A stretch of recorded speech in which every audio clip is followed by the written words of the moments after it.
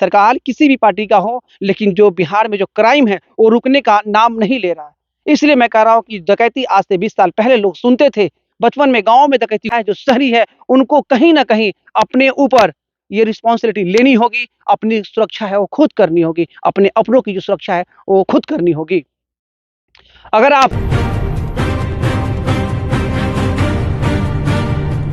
नमस्कार, मैं हूँ इमरान खान और आप देख रहे हैं ईटीवी नेशनल। अगर आप नींद से सो रहे हैं, तो जाग जाइए क्योंकि ये खबर आपके लिए है। इस वक्त मैं बिहार के सीतामढ़ी में हूँ और सीतामढ़ी का ये बैरगनिया का इलाका है, सीमावर्ती इलाका है। और पिछले 1 वर्षों में 3 ऐसे घर में डकैती होने से न जाने यहाँ के आसपास के लोगों में डर का माहौल है।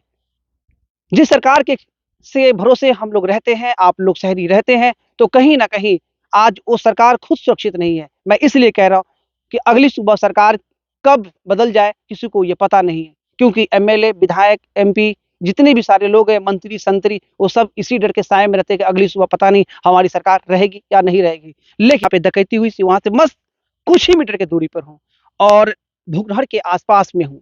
बैरगनिया से जोड़ने वाला ये सड़क है। और मैं आपको बता दूँ, यहाँ से नेपाल की अगर हम बात करें, तो बस कुछ ही मीटर की दूरी पर नेपाल की जो सीमाएँ हैं, वो शुरू होती है।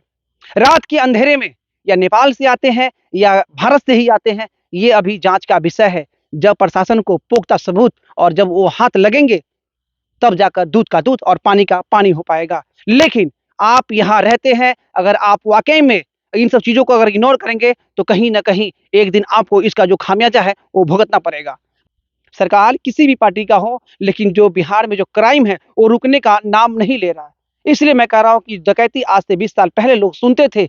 बचपन में गाँव में डकैती होती थी, लेकिन आजकल हाईटेक ज़माने में भी जो डकैतियाँ वो हो रही है, लोग लूट रहे हैं, सरकार सिर्फ़ और सिर्फ़ आश्वासन दिए जा रहे हैं, कानून व्यवस्था की दुहाई दी जा रही है, लेकिन कहीं न कहीं लोग सुरक्षित नहीं है। सीमावर्ती इलाकों की हम बात करें तो यहाँ कई बार यहाँ डकैती हो चुकी है, अब तक अपराधी पकड़े नहीं गए हैं, लोगों में डर का माहौल है और इस वक्त की हम बात करें तो लगभग साढ़े 10 बजे का समय है, ठीक सन्नाटा है यहाँ पे और रात के अंधेरे में नकाबपोश यहाँ पे आते हैं, एक घर को निशाने बनाते हैं और उसके बाद लुटकर यहाँ से रफू-चक्कर हो जाते हैं। तो आप अपना ध्यान रखें और सुरक्षित रहें, अपना और अपने परिवार का ध्यान रखें और इसे परिवार को निशाना बनाया गया और डकैतों ने उस पे धावा बोला और उस परिवार के सभी जमा पूँजी को लूटकर रफू-चक्कर हो गए। लेकिन अभी तक बैरगनिया प्रशासन हो या सीतामढ़ी प्रशासन, उन सभी को कुछ भी नहीं मिला है, यानी कि हाथ खाली है। कहने को तो कानून का हाथ लंबा है, लेकिन हाथ खाली है।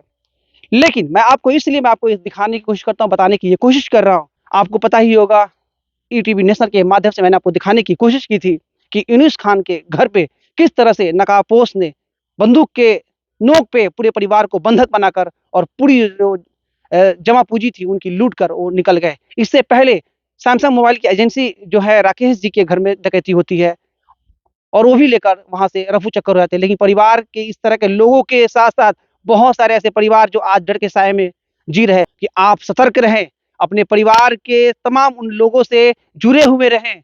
या सोशल मीडिया की बात हो या मोबाइल की बात हो, अपने फ़ोन को ऑन रखें। किसी भी तरह की गतिविधियों को अगर आप देखते हैं तो नज़रअंदाज नहीं करें, स्थानीय प्रशासन को सूचित करें। किसी तरह के ऐसे लोगों को आपके आस-पास से गुज़रते हुए आपके घर के आस-पास अगर उनको कई बार आप नोटिस करते हैं कि हाँ, ये लोग को मैं कई बार मैंने देखा है, तो उसके बारे में स्थानीय प्रशासन को आप बता सकते हैं, दे सकते हैं। कुछ और खबरों के लिए बने रहें ईटीवी नेशनल के साथ। फिलहाल मुझे इमरान खान को दीजिए इजाज़त। नमस्कार।